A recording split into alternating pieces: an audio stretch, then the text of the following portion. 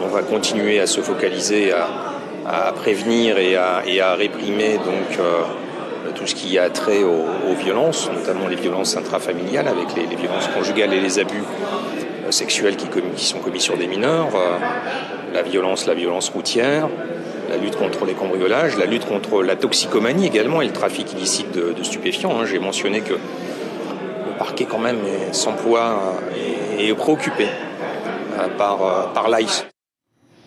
Propos recueillis par Cybèle Plichard et Jérôme Ly. François Badi, bonsoir. Merci d'être là. Vous êtes le procureur général près de la Cour d'appel de Papeete depuis maintenant 1 an et demi. Les faits de violence sont en hausse. En 2016, l'année s'est en plus très mal terminée avec le meurtre d'un adolescent à Morea au cours d'une bagarre. C'était le 18 décembre dernier.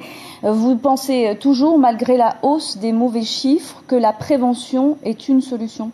La prévention, elle s'articule avec la répression. La répression seule arrive a posteriori. La prévention, c'est à la fois avertir et empêcher. C'est le sens du mot prévenir. Et donc, si on arrive à sensibiliser, en ce qui concerne surtout les mineurs, les familles, les mineurs eux-mêmes, des conduites à risque, des dangers, c'est le sens de tout le travail que nous menons, nous espérons éviter l'irréparable, c'est-à-dire éviter ce genre de risque.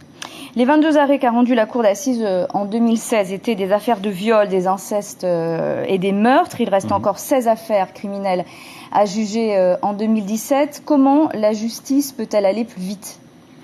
En matière criminelle, la justice va relativement vite, puisque c'est jugé au bout d'1 an à peu près, ce qui est un délai, moins d'1 an en Polynésie, ce qui est un délai très acceptable par rapport au reste de la métropole. Par contre, ce qu'il faut, c'est essayer de faire baisser ce nombre. 4/5 des affaires criminelles ici sont des affaires de viol ou d'inceste.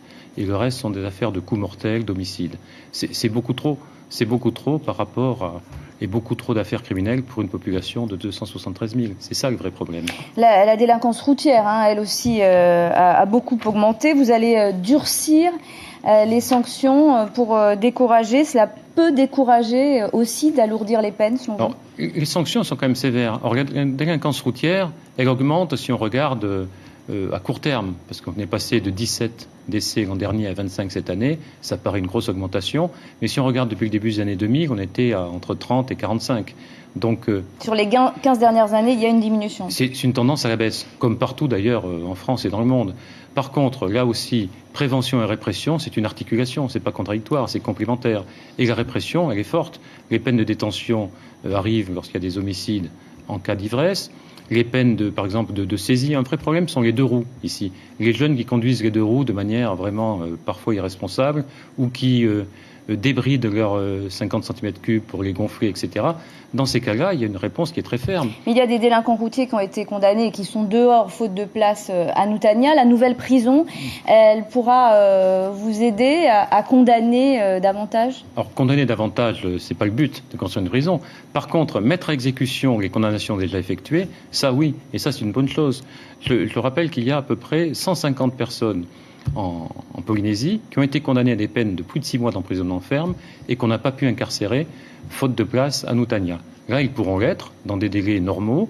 Et évidemment, ce ne sont pas les plus dangereux, évidemment, ce ne sont pas les criminels les plus à risque de récidiver. Mais ce sont quand même des gens qu'on a donné une peine lourde et qu'on n'a pas pu emprisonner. Maintenant, on pourra mettre à exécution. Encore une fois, la justice fonctionnera mieux et dans des conditions d'incarcération plus satisfaisantes. Alors, vous avez tenu à mettre les points sur les i dans votre discours de rentrée s'agissant des affaires politico-judiciaires polynésiennes. Vous avez affirmé en réponse aux élus condamnés qui se sont plaints d'avoir affaire à une justice de Popa que c'était tout simplement la justice de la République. Oui, ben, je le confirme. Je crois que ces critiques contre la justice ne sont pas sérieuses, en tout cas, et ne trompent personne. Les gens qui les profèrent se déconsidèrent eux-mêmes. En réalité, une justice impartiale, une justice efficace, c'est l'un des remparts de la démocratie. Et c'est ce que nous essayons de faire, ce que nous faisons d'ailleurs, dans toute la France, et notamment en Polynésie française. Vous confirmez ce soir que Gaston Floss ne pourra pas se présenter aux élections territoriales de 2018, par exemple ? Écoutez, c'est quelque chose d'assez simple. Il a été condamné à 3 ans d'éligibilité, qui s'achève le 23 juillet 2017, puis à 2 ans d'éligibilité cette année. Vous dites-vous que les peines s'additionnent. Ce n'est pas de cette façon que son avocat interprète les choses. Oui, mais moi, je me fonde sur des textes légaux. Donc l'exécution, elle est cumulative, c'est-à-dire qu'elle s'additionne. C'est un article du Code pénal, l'article 132.4, qui dit que les peines de même nature s'accumulent, s'additionnent, dans la limite du maximum légal. Le maximum légal pour l'inéligibilité, c'est 5 ans. Donc 3 plus 2, ça fait 5.